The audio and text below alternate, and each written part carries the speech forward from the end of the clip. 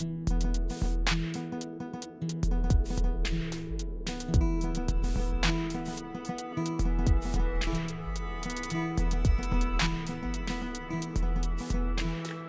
a todos y todas. Mi nombre es Nils Rivas, soy profesor del Departamento de Literatura de la Facultad de Artes Liberales de la Universidad Adolfo Ibáñez. Un placer poder compartir con ustedes de esta manera virtual. Hoy vamos a hablar de Antígona, una obra de teatro escrita en el siglo V a.C. por el gran dramaturgo griego Sófocles. Concretamente, lo que vamos a hacer hoy es un trabajo interpretativo. Este trabajo interpretativo consiste en un análisis de la obra a partir de 3 pasos fundamentales. El primero de ellos consiste en identificar cuáles son los elementos centrales de la obra. Aquí tenemos una pequeña ventaja, ya que Antígona es una tragedia. Y en las tragedias suele darse el enfrentamiento de dos fuerzas antagónicas, poderosas, que luchan, que se oponen entre sí. Cada una de estas fuerzas suele representar, además, una determinada dimensión de lo humano. Por lo tanto, el primer paso consistirá en determinar cuáles son esas dos grandes fuerzas que pugnan entre sí en Antígona y, consecuentemente, determinar qué es lo que representa específicamente cada una de estas fuerzas. El segundo paso consiste en identificar el conflicto, problemática central que nos plantea la obra. Precisamente a partir del enfrentamiento de estas dos fuerzas antagónicas surgirá un conflicto, un problema que se irá desplegando a lo largo de la obra.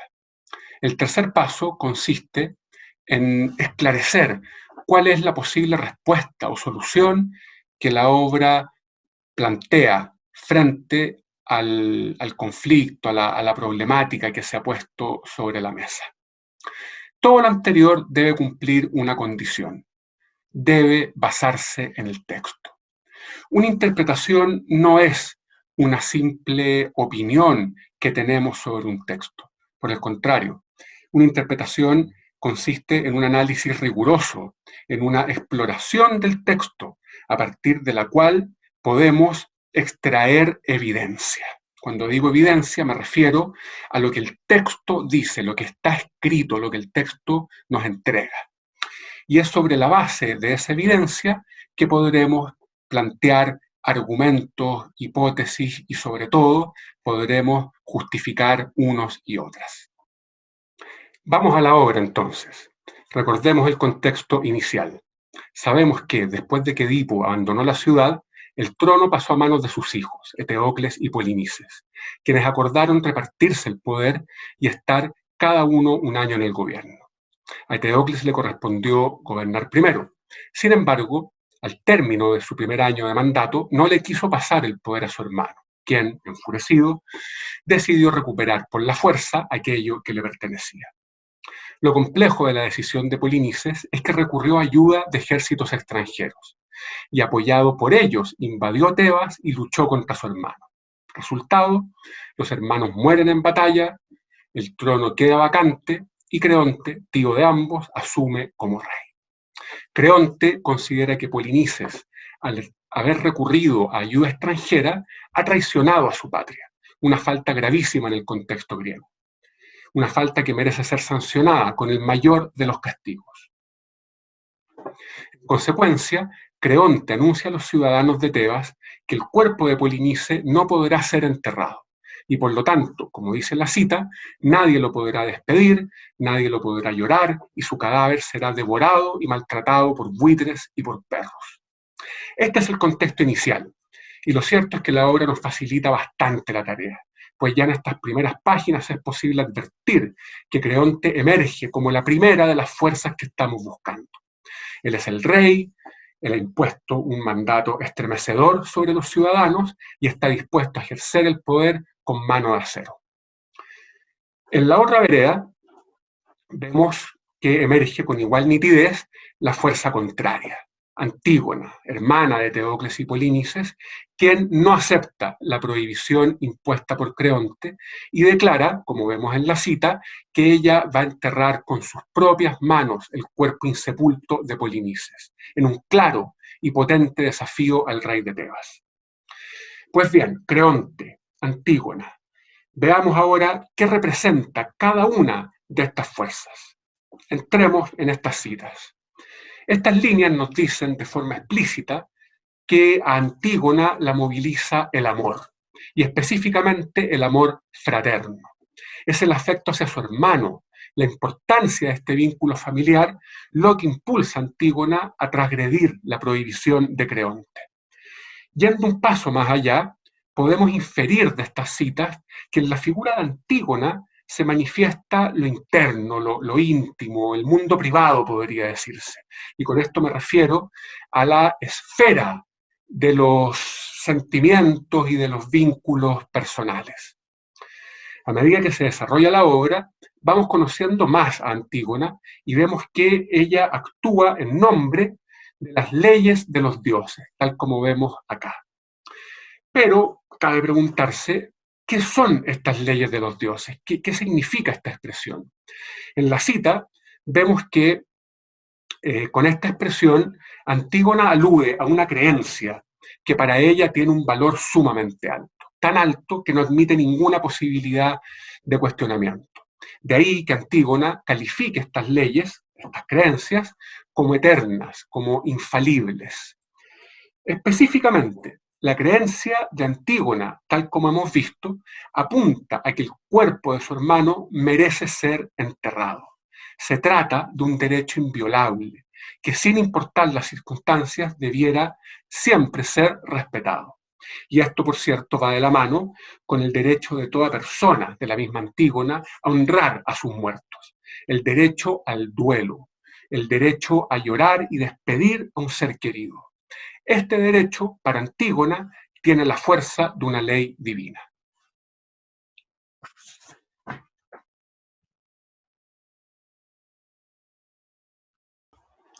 Cambiémonos de vereda y analicemos ahora la figura de Creonte. Veamos lo que nos muestra la cita. Antígona, la movilizaba el amor y el vínculo familiar. Vemos aquí que a Creonte lo moviliza, por el contrario, la patria, la ciudad, el Estado. Si Antígona la movilizaban sus convicciones personales, a las cuales les daba un muy elevado valor, a Creonte lo moviliza el apego a la ley del Estado. La siguiente cita permite profundizar en esto. Podemos ver que para Creonte el valor supremo es el orden. Recordemos que Tebas viene saliendo de una guerra civil. Es comprensible, por lo tanto, que Creonte se tome muy en serio la misión de mantener a raya cualquier forma de anarquía. Y para ello es fundamental el respeto a la ley, la obediencia, tal como dice la cita. Pero hay más. Vemos en la cita también que el respeto a la ley permite que las cosas funcionen. Y eso nos conviene a todos, piensa Creonte. Un sistema de leyes que todos respetan es, a su juicio, la mejor herramienta para proteger la vida y los bienes de sus ciudadanos. Pasemos ahora al segundo punto de nuestro análisis. Ya hemos identificado las dos fuerzas centrales que conforman la obra y hemos comprendido mejor qué representa cada una de ellas. ¿Cuál es entonces el conflicto que se genera a partir del choque de estas dos fuerzas? Lo que hemos visto en las citas es que hay una tensión creciente entre las convicciones y sentimientos personales, por un lado, y las leyes de la ciudad, por otro. Entre un choque, ¿no es cierto?, una tensión entre la libertad individual y las restricciones que impone la autoridad. Se trata de una tensión creciente entre lo privado y lo público, en suma. Vale la pena recordar, llegado a este punto, que el siglo V antes de nuestra era fue el siglo del florecimiento de la democracia en Atenas. Y ese dato no es menor, ya que el conflicto recién señalado está en el corazón de la democracia. En una monarquía o en un régimen autoritario, como los que precedieron la democracia ateniense, este conflicto se diluye, casi no alcanza a existir, ya que el rey o el tirano concentran con más o menos delicadeza el poder y por lo tanto lo público, es decir, la ley, la fuerza de la autoridad, se impone sin mayor discusión sobre los deseos y libertades del individuo. En este sentido, la democracia es un sistema problemático, felizmente problemático, ya que en ella cada individuo tiene legitimidad, tiene un grado de poder, y por lo mismo necesariamente se va a producir una tensión entre la esfera individual y la esfera pública. Pues bien, parte importante del trabajo interpretativo consiste en identificar las preguntas que se desprenden del conflicto, digo.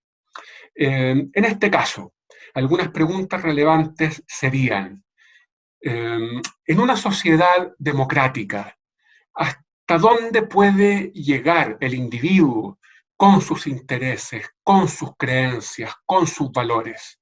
Y por otro lado, en una sociedad democrática, ¿hasta dónde puede o debe llegar el Estado con sus leyes, con sus mandatos, con sus prohibiciones? En una sociedad democrática, donde ambas fuerzas existen y deben existir, donde ambas fuerzas tienen cada una su propia legitimidad, ¿cuál es el límite entre ambas? ¿Qué le corresponde a cada una? Dicho esto, lo interesante ahora es ver de qué manera Antígona y Creonte abordan este conflicto y responden de alguna manera estas interrogantes. Vamos al texto.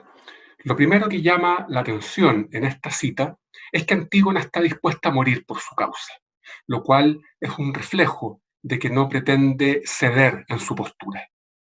Esta interpretación se ve reforzada cuando Antígona dice que la condena a muerte que le impondrá Creonte no la aflige. Más aún, la ve como una ganancia. Si su firmeza ya en sí es un desafío a la autoridad, esto se acrecienta cuando Antígona se atreve a insultar a Creonte, tratándolo de necio, como podemos ver en la última línea. Me gustaría detenerme en esta idea de la muerte como ganancia. ¿Por qué la muerte que Creonte le impone a Antígona podría ser una ganancia para ella? Creo que la siguiente cita nos entrega una pista.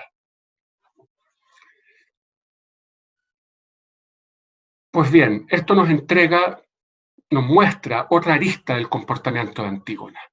La gloria no le es indiferente. ¿Acaso esa es la ganancia a la que se refería la cita anterior? Antígona sabe que su muerte se convertirá en símbolo de una lucha por una justicia más alta que la de las leyes mundanas, es decir, en símbolo de la fidelidad a ideales superiores, a valores universales. Dos puntos, el derecho, recordemos, a despedir, llorar y enterrar a tus muertos. La gloria personal seduce a Antígona. Esto se ve reflejado en la cita. La gloria para ella resplandece como el oro. Esa gloria, por cierto, no se alcanza fácilmente. Está reservada a quienes llevan a cabo acciones superlativas, radicales. Veamos qué ocurre con Creonte. ¿Qué se desprende de estas tres citas? Obstinación, soberbia, afán de grandeza. Veamos la evidencia que nos da el texto. Obstinación, por cuanto vemos en la primera cita que Creonte lleva los valores que defiende más allá de un límite razonable. Su llamado a obedecer la ley en toda circunstancia, incluso cuando ésta es injusta, contradice el buen sentido y despierta la odiosidad de los ciudadanos que se ven afectados por semejante mandato. Soberbia, en la segunda cita, por cuanto Creonte no está dispuesto a escuchar a otros. Tal como muestra la cita, Creonte descalifica de entrada a su hijo por considerar que un joven nada tiene que mostrar, nada tiene que enseñar a una persona mayor que él. Afán de grandeza, lo vemos en la tercera cita, por cuanto Creonte estima que su posición de gobernante lo convierte en dueño de la ciudad. ¿Acaso la ciudad no es de quien manda en ella? La cita habla por sí sola. En suma, vemos que tanto Antígona como Creonte exacerban y encienden aún más el conflicto, transformándolo en un callejón sin salida. Ambos afirman su postura sin abrir ninguna posibilidad de encuentro. Ambos consideran que sus principios son inviolables. Ambos, cada uno a su manera, caen en el hechizo de lo que los griegos llamaban la ibris, es decir, la ambición desmedida, la desmesura de querer asemejarse a los dioses. Creonte, asumiendo que su posición de rey lo convierte en una suerte de ser omnipotente, que puede hacer lo que quiere con la polis, ya que ésta le pertenece. Y Antígona, por su parte, deslumbrada por el fulgor de un acto que ella sabe que la convertirá en una heroína inmortal. A su manera, Antígona está aspirando a la inmortalidad de los dioses. Frente a este panorama no muy alentador, ¿ofrece la obra algún camino alternativo al que están siguiendo Antígona y Creonte? Vale la pena en este punto escuchar lo que nos dice Hemón, hijo de Creonte. Estamos en un momento clave de la obra. Antígona va a ser enterrada viva en una cueva. El pueblo sufre por el terrible castigo que esta joven va a padecer. Empieza a surgir el descontento en la ciudad. En ese contexto, Hemón dirige estas palabras a su padre. Vemos que frente a la obstinación de Creonte, Hemón apela aquí a la voluntad de diálogo, y a la flexibilidad. Especialmente importante me parece la alusión a que todo ser humano debiera estar abierto a seguir aprendiendo, incluso el sabio, incluso el poderoso. Es un llamado a la humildad. Eso es lo que podemos inferir de esta cita. Un llamado a tomar conciencia de las limitaciones que necesariamente tienen nuestros juicios y nuestros argumentos. Es precisamente lo contrario de la ibris que veíamos recién. La imagen del árbol no puede ser más elocuente. La flexibilidad y la humildad se encarnan en este árbol que sabe doblegarse, es decir, que está dispuesto a ceder, a modificar sus formas, cuando una fuerza mucho mayor que él emerge a su alrededor. En esta cita vemos las palabras del coro, la sabiduría de la polis. El coro también aporta elementos que podrían llevar el conflicto hacia una solución. En la misma línea de lo que ha dicho Hemón, el coro hace un llamado al equilibrio aquí.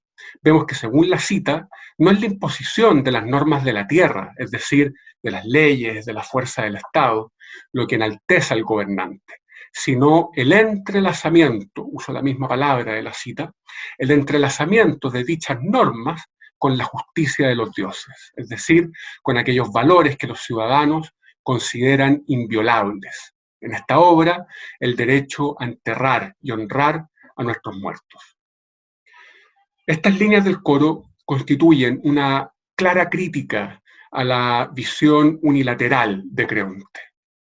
En la siguiente lámina vemos que las palabras del coro se dirigen a Antígona. El coro cuestiona aquí la osadía de Antígona, otra forma de mencionar la ibris. El coro le hace ver a Antígona el arrojo y la manera altanera en que se ha comportado. Y el coro ve en eso la causa del extravío, de la perdición de Antígona. Con esto, el coro subraya la importancia de la moderación, de la sensatez como valores fundamentales para la resolución del conflicto. El coro termina pronunciando estas palabras. Este es el último parlamento de la obra. El mensaje es explícito. La prudencia podría haber evitado la catástrofe. A la luz de las citas anteriores, podemos inferir que la prudencia consiste en la capacidad de renunciar a las posiciones extremas, a las posiciones radicales y buscar un punto medio, un justo punto medio. Tanto el coro como Hemón nos hacen ver finalmente una serie de virtudes cívicas. Ahí, en esas virtudes, nos sugiere la obra, podría estar la resolución del conflicto, en la voluntad de diálogo, en la apertura a escuchar argumentos contrarios, la genuina apertura, en la capacidad de examinar y ver con ojos críticos las propias convicciones. Todo esto es precisamente lo que converge en este párrafo final y específicamente en la palabra prudencia. Bien, como ya sabemos, Antígona y Creonte no ceden o lo hacen demasiado tarde y por lo mismo se aniquilan. Antígona sacrifica su vida y con ello desencadena un baño de sangre a su alrededor y provoca también el máximo dolor en Creonte, que ve morir a su hijo y a su esposa. La interpretación que hemos hecho nos da elementos para hacer una última reflexión. Las fuerzas que identificamos no se acaban con la muerte de Antígona y el derrumbe de Creonte. Ambas fuerzas son inherentes a la experiencia humana y por lo tanto más temprano que tarde volverán a aparecer. Lo privado se volverá a enfrentar a lo público. Las pasiones individuales chocarán con las reglas colectivas, pero quienes sobreviven al desenlace de la obra, los habitantes de Tebas, y por cierto, todos los espectadores y lectores de la obra, volverán a enfrentar este conflicto con un mayor grado de conciencia. Muchas gracias, espero que disfruten la lectura de Antígona.